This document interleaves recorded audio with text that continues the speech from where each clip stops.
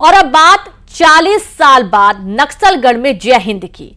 देश के गृह मंत्री अमित शाह ने नक्सलवाद के खात्मे की डेडलाइन तय कर दी है। देश के जवान इसी कड़ी में मिशन 2026 के लिए नक्सलगढ़ में ऑपरेशन लाल आतंक को धार दे रहे हैं। बस्तर बीजापुर में आज हालात बदल चुके हैं। विकास की राह पर चल रहे इन इलाकों में नक्सलवाद अपनी आखिरी सांसें गिन रहा है। माओवाद के पांव खड़ने लगे हैं और अब 40 साल बाद यहां देश की आन बान और शान कहे जाने वाला तिरंगा लहराया जाएगा। न्यूज 18 संवाददाता की यह स्पेशल रिपोर्ट देखिए आप। नक्सलवाद की कॉफिन पर अंतिम कील ठोकने का काम भी करने वाला हमारा बस्तर बदल गया है। आइए आत्मसमर्पण करिए, मुख्य धारा से जुड़िए, हथियार छोड़िए। मिशन 2026 कमजोर हो रहा नक्सलवाद।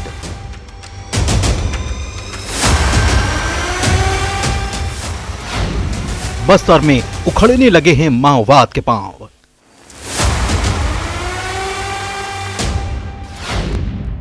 एक साल में बदला बस्तर का हाल।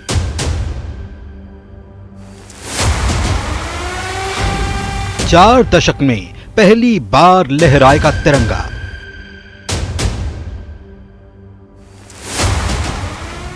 चार दशक से नक्सलवाद का दंश झेल रहा बीजापुर सुकमा जिले के बेहड़ इलाके में सुरक्षा बलों के तेजी से बढ़ते दखल ने नक्सलवाद को पूरी तरह से कमजोर कर दिया है। गृह मंत्री अमित शाह की चेतावनी और सरकार की नई नीति के चलते बीते एक साल में बस्तर के बीजापुर और सुकमा जिले में बदलाव की नई तस्वीरें देखने को मिली हैं। इस इलाके में फॉरवर्ड ऑपरेटिंग बेस खोलने के साथ युद्धग्रस्त इलाकों के दायरे में अस्पताल, स्कूल, राशन दुकान समेत अन्य लॉजिस्टिक सुविधाएं विकसित की जा रही हैं।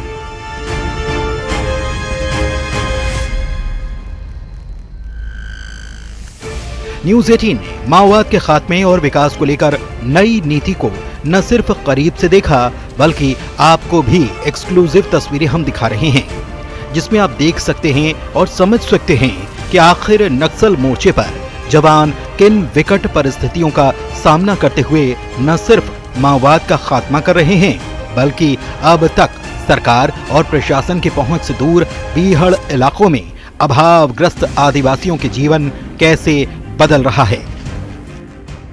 तो निश्चित तौर से मैं बता रहा हूँ कि आगे जो रणनीति है नक्सलियों के खिलाफ जो है हमारा ऑपरेशन में जो है तेजी लाना ही है। और उसके साथ साथ जो है जैसे ये एरिया पूरा आप देखेंगे जो है पिछले जो है 40-45 वर्ष से जो बिल्कुल जो है कि बंद था चारों ओर से, जो है उस एरिया को पूरा जो है समाज विकास के दृष्टिकोण से जो है ना बिल्कुल खोलना है। जो है हर तरह के जितने विकास कार्य हैं जो और जनता को जो है अधिक से अधिक जो है ना विकास कार्यों से जो उनको लाभ पहुंचाना है। पामेड़ एक्सिस से जो बीजापुर से जुड़ता है वो 4 दशकों से अछूता रहा है। यहाँ हम जा नहीं पाते थे क्योंकि यहाँ नक्सलवाद का जो आतंक था वो 1980 से आना शुरू हुआ। और इस पूरे क्षेत्र में जहाँ तेलंगाना स्टेट कमेटी और जो एकमात्र जो बटालियन है नक्सलियों की PLJ बटालियन वो यहाँ इस क्षेत्र में मौजूद रहती है। और बीजापुर से पामेड़ आने के लिए भी आपको तेलंगाना का सहारा लेना पड़ता था। 250 किलोमीटर करीब चलना पड़ता था। लेकिन लगातार नए सिक्योरिटी कैंप्स खुले हैं, लगातार एंटी नक्सल ऑपरेशन चले हैं और पिछले एक सालों में भी आपने देखा है कि उसमें काफी गति आई है। उसके बाद से हमने लगभग यहाँ 10 से 11 कैंप खोलकर इस एक्सिस को ओपन किया है। बीजापुर सुकमा जिले में नक्सलवाद का धीरे धीरे अंत हो रहा है। इस बीच बीजापुर जिला मुख्यालय से करीब 80 किलोमीटर दूर कोरगुट्टा FOB में न्यूज 18 ने जवानों और अफसरों के साथ एक रात एक दिन बिताने के साथ मौजूदा परिस्थितियों को लेकर न सिर्फ उनसे बात की बल्कि माओवाद के खात्मे के लिए सरकार की पॉलिसी और खाके को करीब से समझने की कोशिश की। चैलेंजिंग बहुत ज्यादा है सर, क्योंकि रात के समय कुछ अंधेरा रहता है तो कुछ दिखाई नहीं देता है। उसके बाद भी हम लोग अपनी पूरी टीम को लेके आगे बढ़ते हैं और नदी नाले पहाड़ सभी को पार करते हुए हमने टारगेट एरिया को कवर करते हैं और नया कैंप स्थापित कर रहे हैं और चारों तरफ प्रोटेक्शन लगा के हम रोड को भी निर्माण करवा रहे हैं, जिससे जनता में सब चीज जो सुविधा गवर्नमेंट देना चाह रही है वो पहुंच सके। साल 2026 तक छत्तीसगढ़ से नक्सलवाद खत्म करने के सरकार के प्रण को लेकर हमारे जवान भी हर मुमकिन कोशिश कर रहे हैं। नक्सलवाद के खात्मे की दिशा में और विकास की दिशा में ये एक जीता जागता प्रमाण भी है।